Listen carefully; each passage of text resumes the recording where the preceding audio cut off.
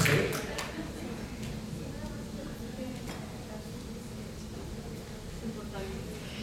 Yo quisiera nada más puntualizar que efectivamente para poder salir de este atolladero de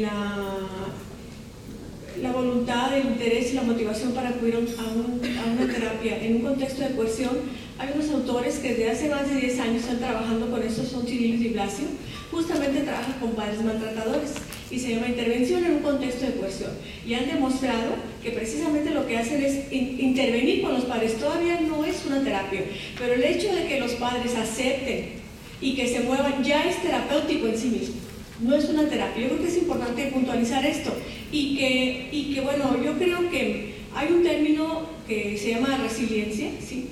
Y que tiene que ver con que, y sobre todo con las personas en desarrollo, los niños, las niñas, los adolescentes, tienen la posibilidad, si el contexto cambia y aún con daño severo, pueden salir adelante. Digo, tenemos un ejemplo de unos colegas que han trabajado con una terapia por exposición narrativa con víctimas de guerra, trabajando con trauma, y han desarrollado modelos para que en 8 sesiones esta parte de memoria fragmentada y dañada por la exposición y por el desarrollo del síndrome de estrés postraumático, hay una recuperación. Yo creo que hay estudios bien documentados, bien investigados que permiten avanzar y ser optimistas.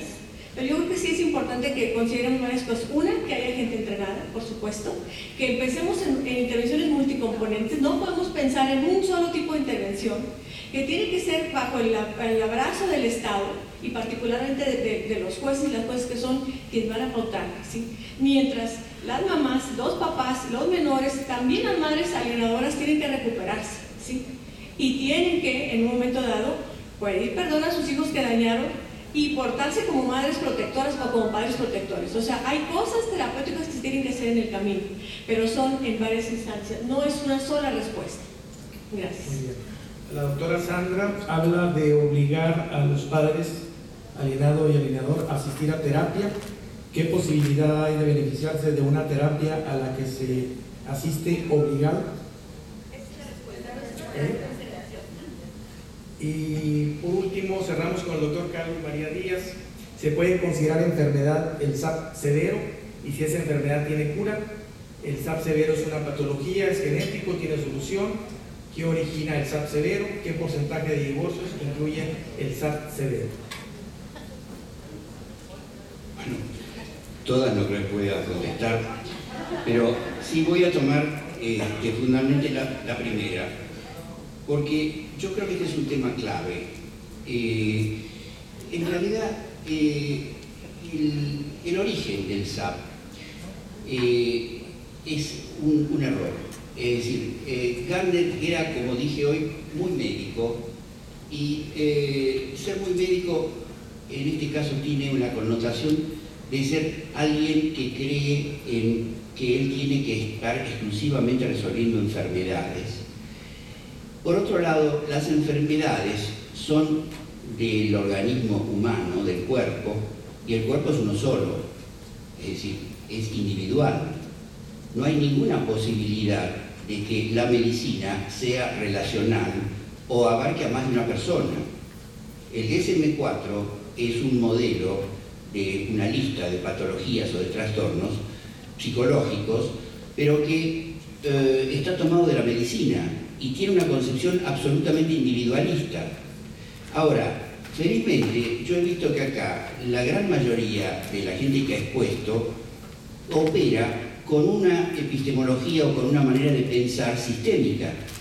Sistémico quiere decir que su foco de intervención no es el niño, como decía Gardner, sino es la unidad familiar. Es decir, la unidad de enfoque es la familia, no es el niño, no es una persona. Y por lo tanto, lo que importa no es lo que pasa dentro de la mente, sino lo que pasa entre unos y otros, en la relación. Ahora, ¿esto se puede considerar una enfermedad? Las enfermedades son enfermedades del cuerpo. Si nosotros utilizamos una cantidad de términos del modelo médico, que lamentablemente no nos podemos ya sacar de encima, hay que entenderlo claro a esto, es metafóricamente. Cuando uno está hablando de terapia, cuando uno está hablando de diagnóstico, cuando uno está hablando de pronóstico, ¿cuántas veces utilizamos la palabra diagnóstico, por ejemplo, en economía, en política, en tenis, en golf? Se usa la palabra diagnóstico. ¿Qué tiene que ver eso con la medicina? Evidentemente estamos usando el diagnóstico en términos metafóricos. Yo creo que el diagnóstico del SAP tiene que ser también tomado en términos metafóricos y no en términos médicos, porque el SAP no es una enfermedad. O en todo caso, si vamos a pensar en una patología, en términos de que patología, en una definición muy amplia, sería equivalente a un trastorno, esto no tiene nada que ver con la salud mental. Y este es un concepto que yo creo que es muy importante, que yo hace mucho vengo luchando en contra del concepto de salud mental.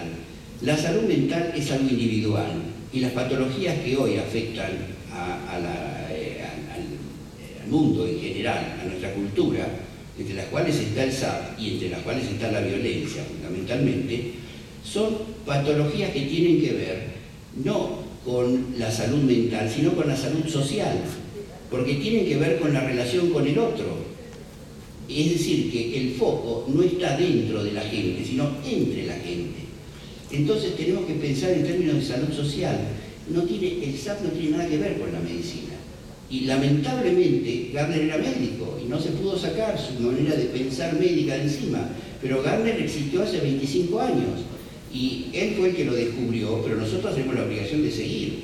Piensen ustedes que Cristóbal Colón descubrió un poquitito así de América y después vinieron los que emplearon la experiencia.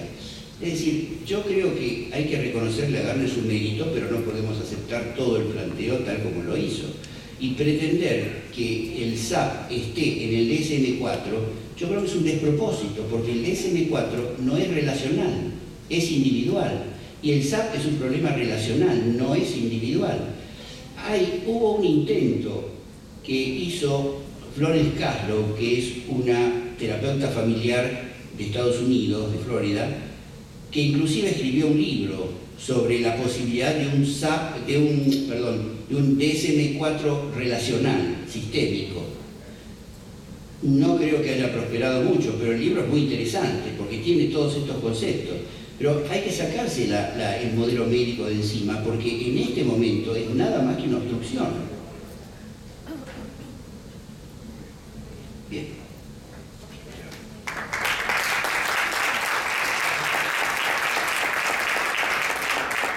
Pero quiero dejar una pregunta a propósito de esto, tenemos creo que mañana un tiempo mayor. Mi pregunta sería, y a mis compañeros del panel sobre todo, y a ustedes, ¿quién debiera hacer el diagnóstico, entendido como metáfora, del SAP? De todos los que intervienen en esta historia, ¿quién es el que debe hacer el diagnóstico?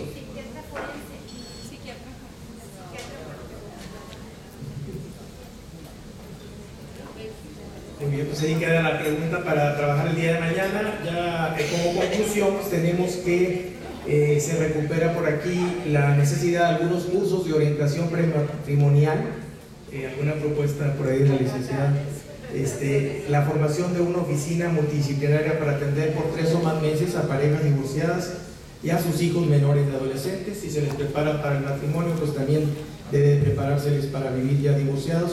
Propuesta de edición al Código Civil de Nuevo León y Penal, trabajar más en la justicia restaurativa y sobre todo en algo que coincidieron la licenciada Lucía Rodríguez y el licenciado Felipe Jesús Álvarez, que fue en la creación de cultura sobre este tema. O sea, creo que debe de dedicarse algo del presupuesto para el efecto de trabajar en la difusión a través de dípticos o alguna información en internet, para ir creando poco a poco cultura sobre el conocimiento de este tema.